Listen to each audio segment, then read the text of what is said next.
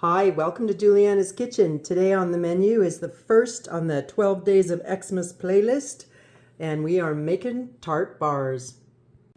They're super easy to make, and even more importantly, they are super delicious. And have a couple variations. If you need to make something nut-free for people, we can do that. And if you'd like to know how to make these yummy bars, hit that like button, subscribe, and come along with me and I'll show you how. Start with 1 cup of butter in a large bowl. And we're going to use I'm just going to use a handheld mix master. If you have a fancier one, go for it. And if you don't, you can also just mix it by hand. It just takes a little bit more elbow grease.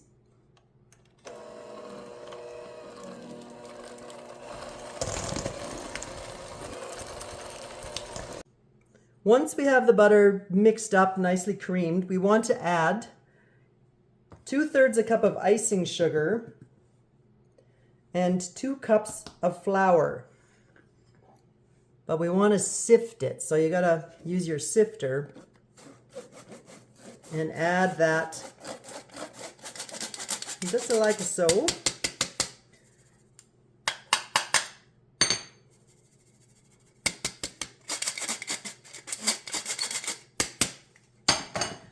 To the butter, and then mix it up until it's kind of like a peely meal, like when you're making a pie dust, like when you're making a pie crust.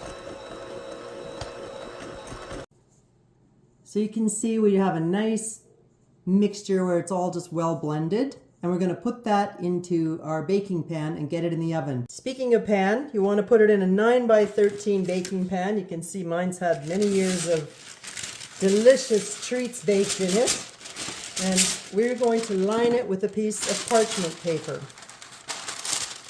And I hear there's all kinds of tricks and hacks that you can use to make your parchment paper stay, but at the end of the day, they take just as long as the little bit of a wrestling match you have to get it in there. So just line it with parchment, you're good to go. And then we're going to pour that mixture into the pan. And flatten it out. You can use your spatula, but I like to press it down either with a fork or spoon just to make it a little denser. I mean, it's nice and light and fluffy like this, but we want to pack it down to create the base for these delicious tart bars.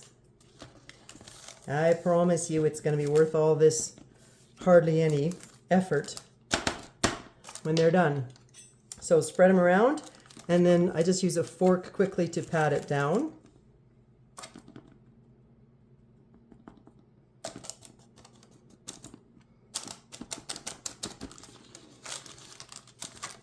And after this, I just use a spoon to smooth it down. And then they're going to go in the oven at 350. So you can set your ovens at 350 and they will bake for about 25 minutes till the top is just nicely golden. While these are baking, we're going to get busy and make the filling or the topping. Time for a little scullery duty. We need to zest 1 lemon. And you want to use this is the zesty side if you guys are first time bakers. And if you don't happen to have one of these handy dandy zesters, there'll be a link in my description where you can buy a couple of different kitchen items if you're in need. There's my Amazon affiliate pitch for the day. Okay, let's get on to the last scullery duty item. And that would be some dried apricots. We need a 1/2 cup of dried apricots, and that's about 10. And I just find it easier just to use a tiny sharp knife and cut them into little teeny pieces. So either 9 or 12 pieces per apricot. Nice little tiny pieces are better than big chunky bits in your bars. If you're wondering why I didn't bring out the big gun, when you're chopping up apricots or anything sticky, it's kind of hard to, they stick to the knife, so it's easier to do it with a small knife.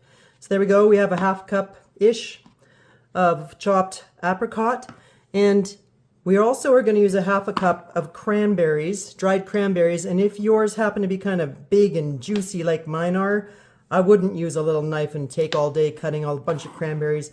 This one, I would use the big gun and give it a couple of quick chops so that we don't have these big, like you want all the flavors to blend together. You don't want these big clumps of one particular fruit in your bars. This just nicely distributes all the delicious flavors we're going to put in these bars.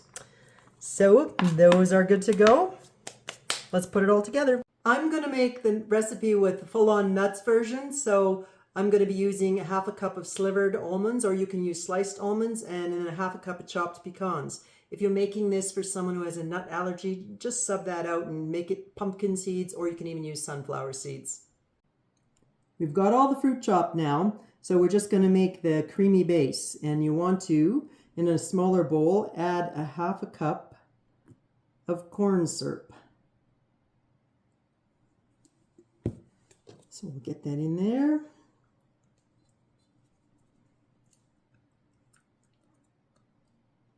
And I'm going to mix this together with a whisk. You don't need anything as heavy duty as your mix master. You could just use a spoon if you don't have a whisk, but I like to whisk it.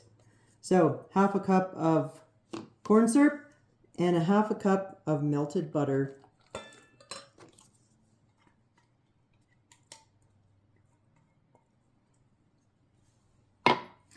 And we want to also add to that 1/4 cup of sour cream. Do not cut corners on this one. We are baking a really good Christmas treat, so it's rich and full of good stuff. You want to use full-fat sour cream, because if you use the diet or the thin stuff, it will make the bars a little bit watery and they won't turn out as nice.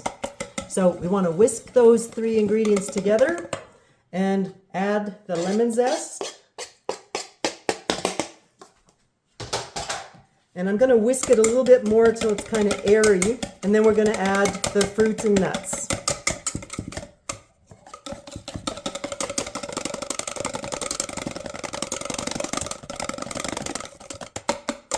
Okay, so let's add the cranberries and the apricot.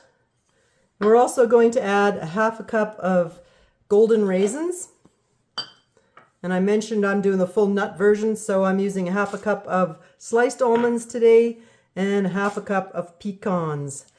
At this stage, you might want to ditch the whisk because the fruit and nuts will get all mixed, trapped inside of it, and you'll just have to dig them out with a knife. But get rid of the whisk right now and switch to a spatula. Mix it all up. And let's put it on top of that base. So you can see that the base is nice and golden brown, and it doesn't matter that it has a couple cracks in it because they're all going to come together when the filling goes on top. So the pan is still hot. Just took it out of the oven. We're going to put the base on top of this, spread it around. Nice and easy. Let me show you. Just like this.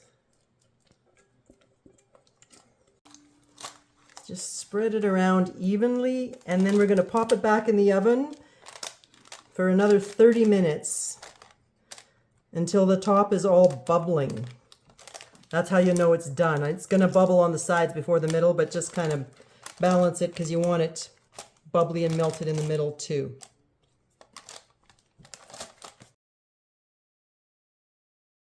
They're done. Look at how lovely they turned out. I will show you how to cut them. And if you liked this recipe and you want to learn some more good cookery with me, please subscribe and I'll see you on the next video. And I'm just going to let you guys know that this is the first in a series of playlists I'm going to do for Christmas, and it's called the 12 Days of Christmas, and there will be an Etsy cookbook download available. So if you subscribe, I will let everybody know when that is ready and available to purchase if you're interested. Thanks so much. Have a great day. Before you cut them, you want to let them cool until they're like room temperature. So you can put them in the fridge if you are in a hurry. Otherwise, just let them sit for a couple hours and then you can cut them. Simple transport out of the pan. The parchment paper makes that easy. If you did that while they were hot, it would still crumble and crack. So do let them cool. And then you want to use a nice sharp knife, and the idea is to press down. Do not do that thing where you saw or you cut like this, and that is the trick. So the bigger the knife, the better. And I mean, as long as it's big enough to be the length of your treats, and if it's not long enough, you can like do half and half if you need to. But you can see how they just cut nice and smooth. And if your knife gets all gummed up with something, just wipe it with a clean dishcloth. And these freeze really well, but good luck making them last that long. Okay, and I'm also going to show you just like that, like this. And you have lovely bite size, well, they're bigger than bite size, treat size squares. And a 9x13 pan looks like it makes about 5 times maybe 6, so about 30 squares if you're calculating. All right, I'm gonna have to say goodbye to you now, because as soon as I take a bite of these, I'm not gonna be able to talk anymore. So thanks for stopping by Jeweliyana's Kitchen. We'll see you on the next video.